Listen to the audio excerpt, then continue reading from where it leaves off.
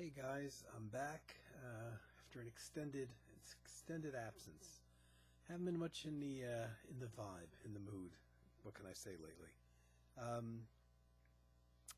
All the same, I kind of got some nice VCLT, so I had to do a video, and been down in the dumps a little bit lately. I had some health problems, which some of them got resolved, which was nice. That weren't as bad as they could have been. So in place of doing videos, I think you may have noticed that I've been putting up albums instead, posting albums, vinyl rips of things that are out of print, that never made it onto CD. I put one or two CDs up, things that were on CD, but that were out of print pretty much by like 1990 or so. I don't have a lot left to put up, but I'm pretty set on getting up everything that I have that hasn't been reissued on CD or digitally, or things out of print. And I don't have a lot left, actually. And I actually, since my last video, I got a new computer. My old computer died. It was a Windows Vista. It was about 9 years old. So it was old. It was dying. Well, I think if you've seen some of my videos, you probably saw some of the videos where the video slowed down and got out of sync with the audio, and my voice went low. It sounded like I was possessed by demons, and then it sped up and caught up after a while. That was the old computer. That was dying. And on top of that, I think I got a virus or something that really did a number on it, made it impossible to navigate the web. So I'm still not working. I don't have a job still, and I have bills coming in, so I really got to get on looking for something, get an income. And but I've been listening to a lot of music, and debating whether or not I should do videos on what I've been listening to, and it's almost hard to keep up, being unemployed with all my time to myself. I was away for about a week. I actually stayed at my sister's place when I was sick and waiting for doctor's appointments and things like that. So I was away from my music collection. I brought like a half a dozen CDs with me, and apart from that, all I had was whatever I could pull up on YouTube, which is a lot. But when you get back home and you have your collection there of music, regardless of how you listen to it, whether it's vinyl or CD or whatever, it's nice to jump back into the fray. Now with a new computer, I listen to all my music from my computer. I get a CD or an album, dump it into my computer, and listen from there. My real stereo, the one that has the turntable's kind of faulty, so I don't really bother to use the turntable, except to copy vinyl into the computer. I have a CD player in my stereo, but I only have bookshelf speakers. I bought a decent pair of speakers for my computer quite a few years ago. Decent subwoofer, and the bass is much better than my stereo system with the bookshelf speakers. So the music actually sounds better from my computer, actually. So I tend to get a CD and dump it in and listen to it from there. So that's what I do. And with the new computer, I have now got thousands of albums I've got to put back into my computer. I copied some over onto a disc from my old computer, and then took the disc and dumped some of it in there, but it's maybe into my new computer, but it's maybe 15% of my old collection, 20%. So I'll get in the mood, and I'm not even sure what I put in the computer. I got in the mood to listen to Jack DeJohnette the other day. Realized I hadn't copied over any Jack DeJohnette, so I had to run over to my CDs and start loading them in again.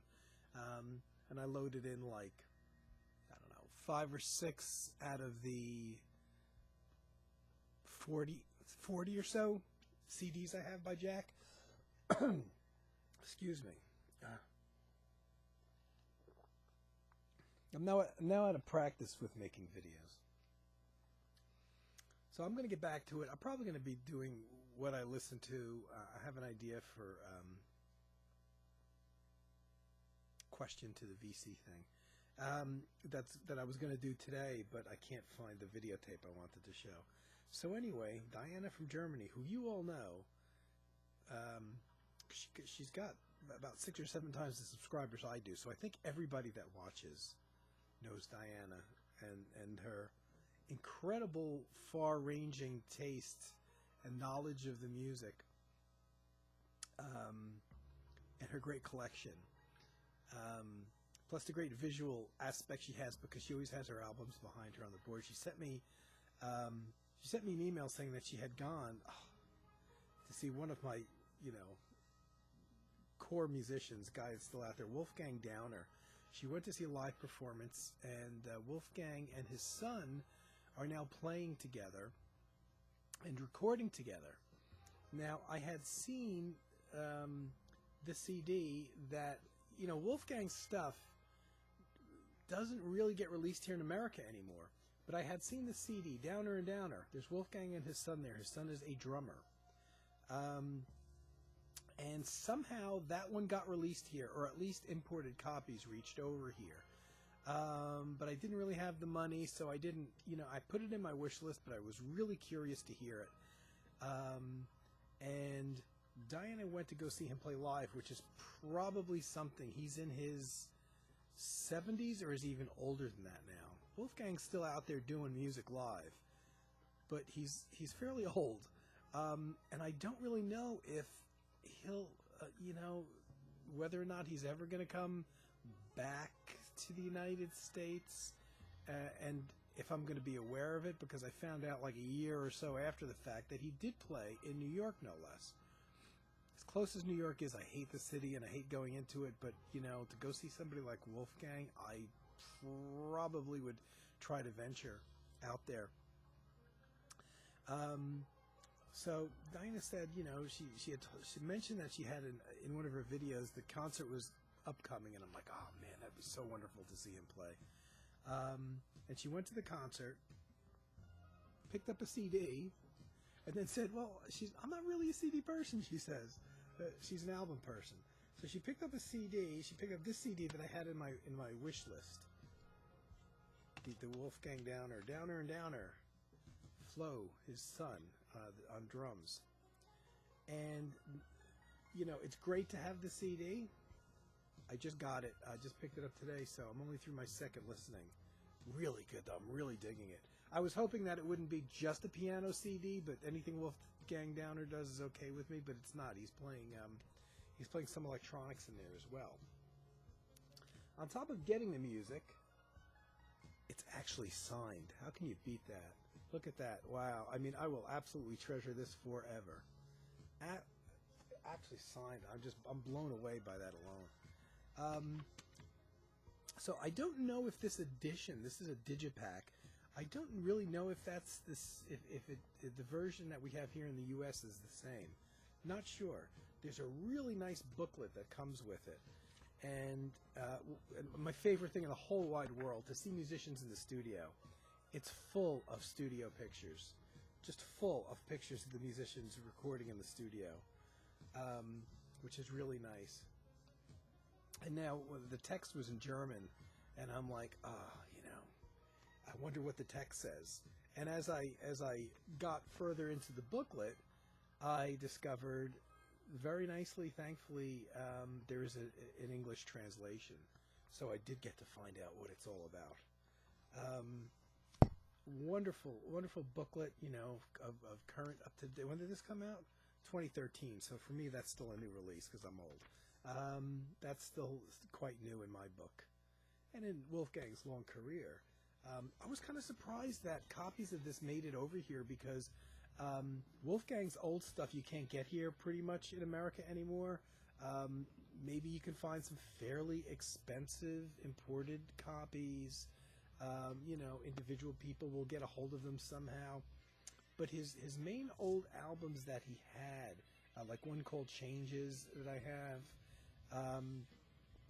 they were actually distributed. They were brought over here and distributed, oddly enough, by a company that's right here in New Jersey. So there was this New Jersey-based distribution company here in the U.S., and I think they distributed throughout the U.S., but being that they were based in New Jersey, is probably easiest to get the stuff here.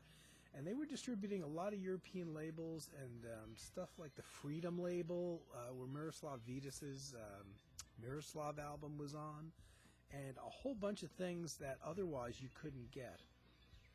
And that place went out of business, unfortunately. And when they went out of business, all those recordings that they were distributing became impossible to get here. So I'm glad I snapped up what I did when I did. But that was a bit sad because, you know, a lot of the things that they were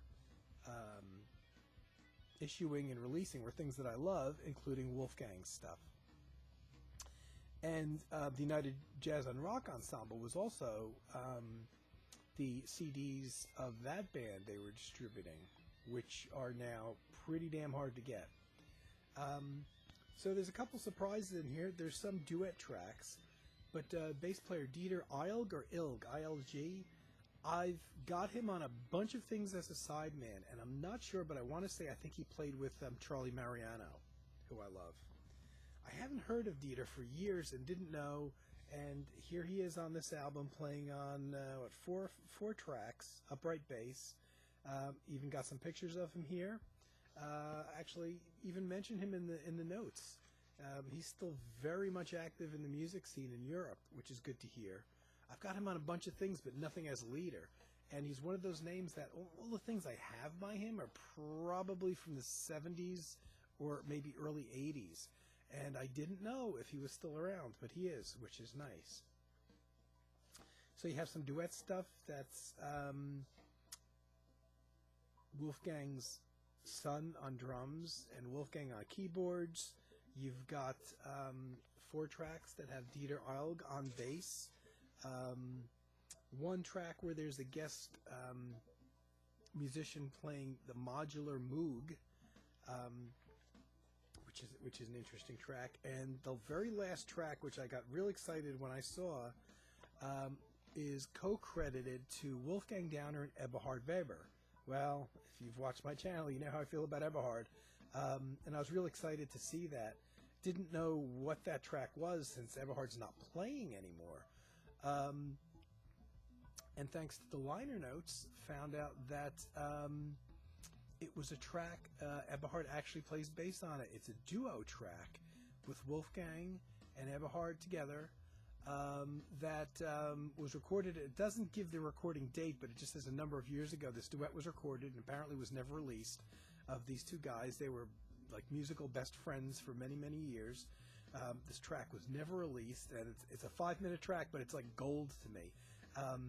I didn't know when I originally saw this album, I didn't know that there was this track with Eberhard on it, or else I probably would have bought it on the spot, because I'm such a hardcore fan, and because, you know, Eberhard's not done anything for a few years.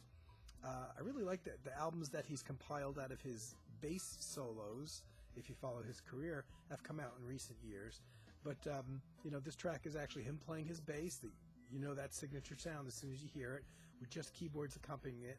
Really good quality recording, so I'm a little surprised that it didn't get released in you know, before this.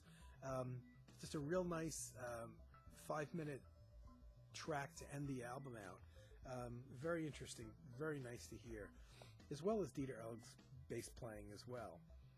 You know, and apart from the one guest on the Moog synthesizer, that's the Moog modular rack, that's all the guests on this album. I'm really digging what I've heard, and I'm going to be giving this a ton. I believe this is his son's dog that's in the picture, Flo Downer. Isn't that wonderful that they include that? So, you know, this is, I highly recommend the album, even if you don't get one that's actually signed by the musicians. Eberhard Weber fans, you know, anything from him is like gold now. You know, he didn't record that many albums as a leader. So, you know, any extra thing you can get your hands on by him is just wonderful. And as if the package wasn't enough, you know, which is really, this is just a wonderful thing. Diana, who's an incredible incredible artist working in coffee, of all things, sent me this beautiful. Now, there's a little note in here, but I knew who this was. She didn't have to tell me, and I don't know if any of you can tell who that is based on how many pictures you've seen of him, because you know him. That's Ron Carter, a younger Ron Carter, a young-ish Ron Carter. And I believe she based this on one of his actual album covers from the 70s, or I think probably from the 70s. I knew that was Ron Carter right off. Isn't she incredible? Look at that. With just with coffee, and you can smell the coffee. It's wonderful. You can actually, if you can lightly tell that isn't that fantastic? That is such a fantastic picture. He's got the bass on his shoulder. Isn't that that is just absolutely fantastic. Wonderful artist. And she, oops, I hit the microphone. She included a note saying that that's a picture of Ron Carter, but I didn't need to be told that. God damn, it's just incredible. So, thank you, Diana. And now you forced me back into making videos again.